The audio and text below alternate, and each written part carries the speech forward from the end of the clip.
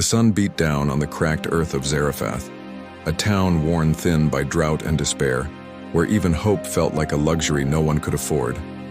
Crops had withered into dust, wells had run dry, and hunger had become a constant companion, gnawing at bellies, stealing sleep and turning every day into a quiet battle for survival.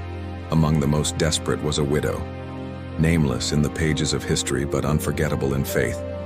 A woman who had long since buried her husband and now watched her young son grow thinner with each sunrise. She had nothing left, just a handful of flour in a jar, a few drops of oil in a jug, and the painful certainty that the next meal would be their last. She knelt at the edge of her home gathering sticks, not for warmth, not for a feast, but for a final act of love. One last piece of bread to share with her son before embracing the slow, silent shadow of death. That was the day Elijah appeared, dusty and bold, a prophet of God sent not to a palace but to a widow's doorstep. He saw her there, stooped and weary, and called out with a strange request, "Bring me a little water in a cup and a piece of bread in your hand." She turned to him, stunned. How could a stranger ask for bread when she had only enough for her child? Her voice trembled with honesty and heartbreak. "As surely as the Lord your God lives, I have no bread, only a handful of flour in a jar and a little oil in a jug. I am gathering a few sticks to take home and make a meal for myself and my son, that we may eat it and die." But Elijah, unfazed by famine or fear, spoke with divine authority. "Don't be afraid. Go home and do as you've said, but first make a small cake of bread for me and then make something for yourself and your son. For this is what the Lord, the God of Israel, says. The jar of flour will not be used up, and the jug of oil will not run dry until the day the Lord sends rain on the land."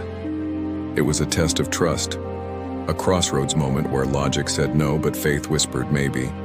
She could have refused. She could have chosen to guard her last meal, to cling to the certainty of death rather than risk the unknown. But something in Elijah's voice, something in his eyes, sparked the tiniest flame of courage in her tired soul.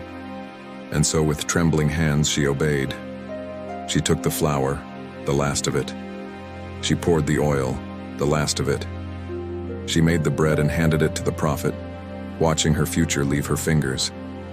And then she turned back to the jar, and what she saw defied reality. The flour was still there.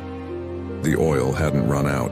Her eyes widened, her breath caught, and joy, real, deep, tearful joy, rushed into her chest like rain on parched ground. She made more bread, enough for her son, enough for herself. And the next day the flour was still there, and the next, and the next. Day after day, in a land where hunger ruled and children cried in the night, her home became a sanctuary of provision. The jar and the jug never emptied. They did not overflow, but they never ran out. Enough for each day, no more, no less. It was a miracle of mercy, not excess. God had taken her last and made it last, and through it he taught a lesson deeper than full stomachs, that surrender unlocks provision, and that obedience, even in desperation, is the key to divine abundance. But the story didn't end there. Tragedy struck again, cruel and sharp, when her son fell ill and died. The miracle hadn't made her immune to grief. She wept, accusing Elijah, aching with the agony of loss. "Did you come to remind me of my sin and kill my son?" she cried. Elijah took the boy in his arms, carried him to the upper room, and laid him on the bed. He prayed, not with polished words but with raw desperation.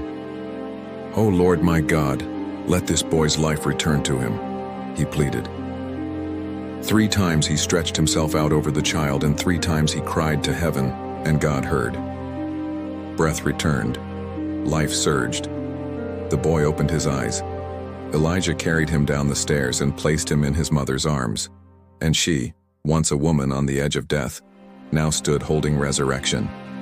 She looked at Elijah with awe and whispered, "Now I know that you are a man of God, and that the word of the Lord from your mouth is the truth." In the famine she had learned to trust. In the miracle she had learned to hope. And in the resurrection she had learned to believe. Her story is not just about flour and oil, it's about what happens when faith outweighs fear, When giving precedes getting. When you offer your last to God and He gives you something you never imagined, a future. The widow's last meal wasn't an ending. It was a beginning. A spark that fed a prophet, sustained a household, and proved that when you give God your little, He gives back with life.